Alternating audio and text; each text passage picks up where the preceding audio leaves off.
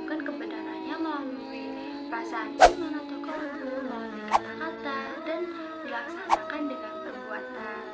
Nah, selanjutnya pengertian tentang Islam yang akan dijelaskan kepada teman saya. Assalamualaikum warahmatullahi wabarakatuh. Nah, di sini saya akan menjelaskan apa sih pengertian dari Islam.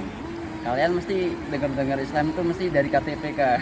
Lahir-lahir tiba-tiba udah Islam. Jadi Islam itu berasal dari kata salam yang berarti damai, selamat, dan tunduk. Secara bahasa Islam berarti berserah diri kepada Allah Subhanahu wa taala. Secara istilah, Islam adalah agama yang diajarkan oleh Allah melalui Nabi Muhammad. Secara ajaran Islam mencakup seluruh aspek kehidupan manusia, mulai dari hubungan manusia dengan Tuhan, sesama manusia, hingga hubungan manusia dengan alam semesta. Jadi kita semua itu dari lahir udah termasuk Islam. Iman dari lahir dari sana kita dibuat, itu kita sebenarnya udah menganut agama Islam. Oke, itu saja pengertian Islam. Nah, selanjutnya yaitu pengertian dari manusia. Secara bahasa, manusia berasal dari kata manu yang berasal dari bahasa Sanskerta dan mens yang berasal dari bahasa Latin yang memiliki arti dapat berpikir, berakal budi, dan memiliki kemampuan untuk memahami.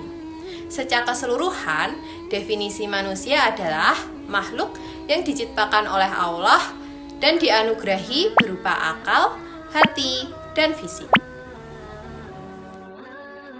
Manusia menurut perspektif Islam itu ada 3. Yang pertama, tugas manusia sebagai hamba Allah. Bagaimana sih itu hamba Allah atau seperti apa sih itu hamba Allah? Jadi hamba Allah itu adalah orang yang menjalankan perintah-perintah Allah dan menjauhi larangan-larangan Allah. Nah, dalam tugas manusia sebagai hamba Allah juga ada kaitannya dengan ayat Al-Quran, yaitu Quran Surah Al-Baqarah ayat 21 yang berbunyi, A'udzu billahi minasyaitonir rajim. Bismillahirrahmanirrahim. Ya ayyuhan nasu ubudu rabbakumul ladzi khalaqakum wal ladzina min qablikum la'allakum tattaqun. Yang artinya, hamba-hambaku yang beriman, bertakwalah kepada Tuhanmu. Nah, jadi contoh ayat Al-Quran surah Al-Baqarah ayat 21 itu ada kaitannya dengan tugas manusia yang pertama, yaitu tugas manusia sebagai hamba Allah. Kemudian tugas manusia yang kedua yaitu tugas manusia sebagai kekhalifahan Allah. Tugas manusia sebagai kekhalifahan Allah itu menyangkut tugas kekhalifahan terhadap diri sendiri, tugas kekhalifahan terhadap masyarakat, tugas kekhalifahan terhadap keluarga atau rumah tangga, dan tugas kekhalifahan terhadap alam. Tugas kekhalifahan itu juga ada kaitannya dengan ayat-ayat Al-Quran, yaitu Quran Surah Hud ayat 61 yang berbunyi, A'udzu billahi minasyaitonir rajim. Bismillahirrahmanirrahim. Wa ila thamud akhahum shalihah wa la ya qaumi ibudullaha ma lakum min ilahin ghairuh huwa ansha'akum minal ardi wasta'marakum fiha fastaghfiruhu thumma tubu ilaihi inna rabbi qaribum mujib, yang artinya dan dia jadikan kamu sebagai kekhalifahan di bumi untuk melihat bagaimana kamu berbuat.